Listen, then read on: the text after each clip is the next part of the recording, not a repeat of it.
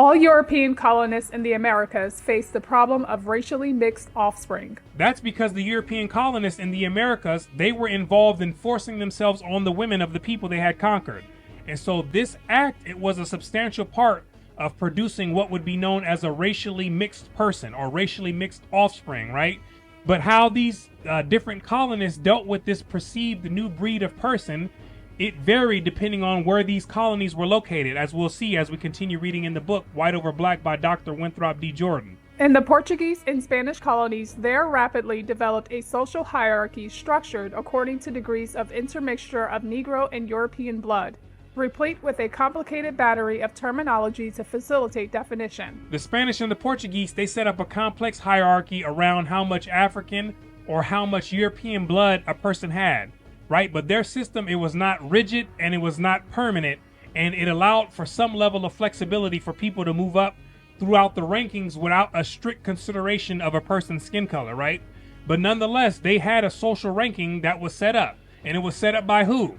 The Portuguese and the Spanish. Let's continue. In contrast, the English colonists in Maryland, Virginia, and the Carolinas created no such system of ranking. The English colonists in the Americas, they weren't playing that game, right? They set up a rigid system, right? And it was with the attempt to trap the minds of the people in permanent social positions within the colony that they set up. The word mulatto, borrowed from the Spanish, was in English usage from about 1600 and was probably first used in Virginia records in 1666. Thereafter, laws dealing with Negro slaves began to add "and mulattoes," presumably to make clear that mixed blood did not confer exemption from slavery.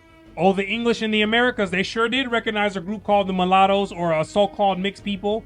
And they also wanted everyone else to recognize that just because those people were mixed, that did not mean that that was a good enough excuse to get them out of being chained and shackled, right? And so in their law, it was the Negroes and the mulattoes as slaves. From the first, every English continental colony lumped mulattoes with Negroes in their slave codes and in statutes governing the conduct of free Negroes. Who was it that lumped those people together? The English colonists, right? This is an idea coming from their imagination and then manifesting on the physical plane of existence into a reality. The law was clear that mulattoes and Negroes were not to be distinguished for different treatment. The law created by the English colonists, who were humans just like you and I, made it clear that they didn't want to make any distinctions between a Negro and a mulatto. Now, could they have made a distinction? Of course they could have, right? Just like the English who settled in the West Indies did. But the colonists in the Americas, they didn't do so because it didn't fit their objectives and it didn't fit the ideas that they had for that society. If mulattoes were to be considered Negroes, logic required some definition of mulattoes, some demarcation between them and white men. Law is not always the embodiment of logic. However, and throughout the colonial period, only Virginia and North Carolina grappled with the question raised by continuing intermixture. In 1705, the Virginia Assembly defined a mulatto as the child, grandchild, or great-grandchild of a Negro. What does it mean to define? It means to give something a definite meaning, right? Things that exist as they are, the humans then come along and they use their power to define, to give a person, place, thing, or an act a definite meaning, right? A meaning that's understandable and is something that can be communicated to others. And so the Virginia Assembly defined a mulatto as a child, grandchild, or a great-grandchild of a Negro. North Carolina wavered on the matter, but generally pushed the taint of Negro ancestry from 1/8 to 1/16. North Carolina lawmakers defined it differently. They had a different idea in their imagination than the people over there in Virginia. They imagined a mulatto as having 1/8 to 1/16 Negro ancestry, right? And this was also to reduce the amount of people trying to pass as purely white to get those societal benefits. There is no reason to suppose that these two colonies were atypical, and in all probability similar rules operated in the other continental colonies. What the matter came down to, of course, was visibility. Anyone whose appearance discernibly connected him with a Negro was held to be such. The line was drawn with regard to practicalities rather than logic. Daily practice supplied logic enough. Another indication of the refusal of the English continental colonists to separate the mixed breed from the African was the absence of terminology which could be used to define a hierarchy of status. The colonists did, of course, seize upon a separate word to describe those of mixed blood. That word was mulatto, which we've already seen. They were forced to do so if they were to deal with the problem at all, even if they merely wished, as they did, to lump mulattoes with Negroes. If, however, an infusion of white blood had been regarded as elevating status, then the more white blood, the higher the social rank.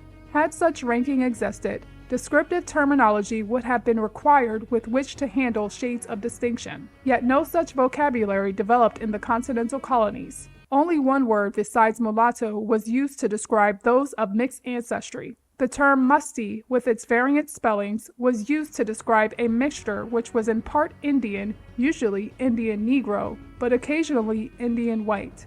The term came into common usage only in the Carolinas, Georgia, and to some extent New York, that is, in those colonies where such crosses occurred with some frequency. Its use rested upon the colonists' feelings that Indians and Negroes were not the same kind of people. Yet while the colonists thus distinguished persons of some Indian ancestry by a separate word, they included these musties with mulattoes and Negroes in their slave codes. In addition to the statutory homogenation of all persons with Negro ancestry, mulattoes do not seem to have been accorded higher status than Negroes in actual practice. Whatever the case in other countries or in later centuries, mulattoes seem generally to have been treated no better than unmixed Africans. This is referring to the American colonies, and a lot of people believe that the so-called mixed people were treated better in America at that time, and that was just not the case. What they're doing is confusing the mulatto experience in the West Indies with the mulatto experience in the Americas, and these were two completely different experiences. The diaries, letters, travel accounts, and newspapers of the period do not indicate any pronounced tendency to distinguish mulattoes from Negroes, any feeling that their status was higher and demanded different treatment. These sources give no indication, for instance, that mulattoes were preferred as house servants or concubines. This is something I used to believe as well, right? That the mulattoes were the house Negroes in America, but that was just not the case. But this was the case in places like Jamaica, where a different social system was set up to control that society. There may well have been a relatively high proportion of mulattoes among manumitted slaves, but probably this was owing to the not unnatural desire of some masters to liberate their own offspring. That's his reasoning as to why there was a lot of manumitted or freed slaves that were so-called mulatto, right? Because the fathers of those children had a natural desire to let them go and to free them. It seems likely that the relatively few mulattoes given favored treatment were favored for literally paternal reasons. The social accommodation of mixed offspring in the islands followed a very different pattern from that on the continent. Now, the islands like Barbados and Jamaica, they had a very different setup from what was set up on the American continent. So let's find out a little bit about this experience. It was regarded as improper, for example, to work mulattoes in the field, a fundamental distinction. The islands are where we get the differences, with the mulattoes being house Negroes and not allowed to work in the field, right? Not in America, but on the islands. Apparently, they were preferred to Negroes as tradesmen, house servants, and especially as concubines. The mulattoes were preferred for these particular roles. And when you read in the book, The Invention of the White Race, Volume 2 by Theodore Allen, he talks about this being the case because these mulattoes, they would eventually be used to become middlemen or social buffers to rule over the Negroes, right? And this was on behalf of the European colonizers. And so there weren't that many Europeans relative to the amount of blacks on the islands. So they used the mulattoes to strengthen their numbers and to strengthen their power. And like I've said before, the English, they were willing to do all types of things and go to the craziest extents to dominate people, right? And they were masters of their craft. John Luffman wrote that mulatto slaves fetch a lower price than blacks unless they are tradesmen, because the purchasers cannot employ them in the drudgeries to which Negroes are put to. The colored men are therefore mostly brought up to trades or employed as house slaves, and the women of this description are generally prostitutes. The colored men are referring to the mulattoes, and so they were taught the skills of the trade, and they were also the house slaves, and they were also the sex workers for the freaky Englishmen. Though the English in the Caribbean thought of their society in terms of white, colored, and black, they employed a complicated battery of names to distinguish persons of various racial mixtures. This terminology was borrowed from the neighboring Spanish, but words are never acquired unless they fulfill a need. While the English settlers on the continent borrowed one Spanish word to describe all mixtures of black and white, the islanders borrowed at least four: mulatto, sambo, quadroon, and mestiz to describe differing degrees. In the footnotes, the author has a mulatto as half white, a sambo as 1/4, a quadroon as 3/4 white, and a mestiz as 7/8 white. And so a mestiz on the island doesn't mean a mixture of Indian as it did on the American continent. But pay attention again as who is defining the people, right? It's the English colonists, right? These are the people who are creating the reality for those people for the purpose of doing what colonizers do, and that's conquering and controlling. You better understand this quickly. And some West Indians were prepared to act upon the logic which these terms implied. The respected Jamaican historian Brian Edwards actually proposed extension of civil privileges to mulattoes in proportion to their admixture of white blood. Brian Edwards was also a pro-slavery politician from England, and so he wanted to extend those civil rights over to the mulattoes, not because he was trying to be friendly or provide some type of social justice and equality for all mankind. That's not how colonizers think. He was doing this for reasons that were involved with social control. Such a proposition was unheard of on the continent. Beginning in the 1730s, the Jamaican legislature passed numerous private acts conferring upon the colored offspring and sometimes the colored mistress of such and such a planter the rights and privileges of white persons, especially the right to inherit the planter's estate. Here we go, like we talked about earlier. The colonists were setting up the mulattoes to help rule in their stead, and now they were giving them rights and privileges of white people.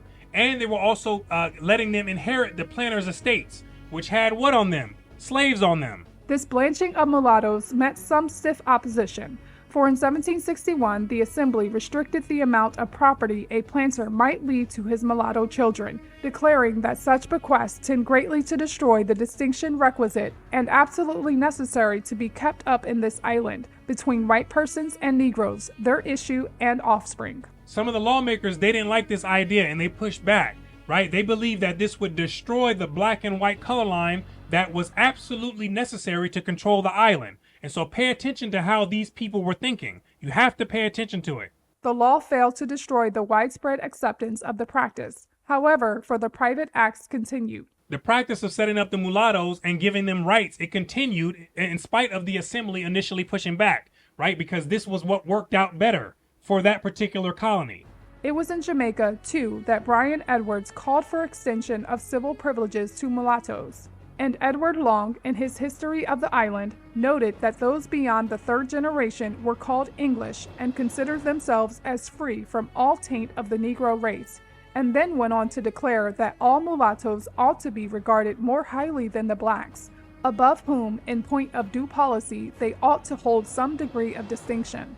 Thus Jamaica, which had the highest sex ratio of all the English colonies as well as the highest proportion of Negroes, was unique in its practice of publicly transforming Negroes into white men.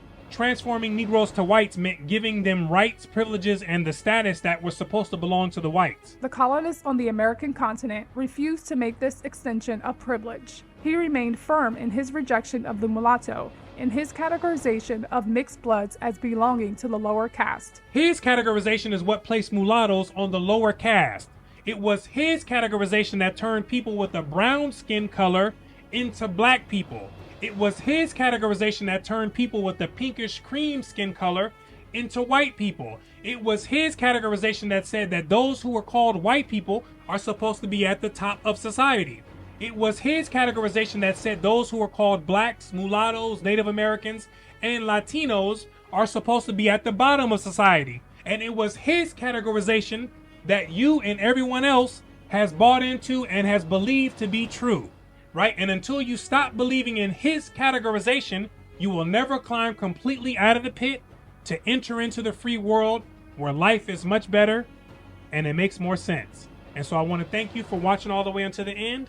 My name is Brooklyn St. Michael, and I'll see you in the free world.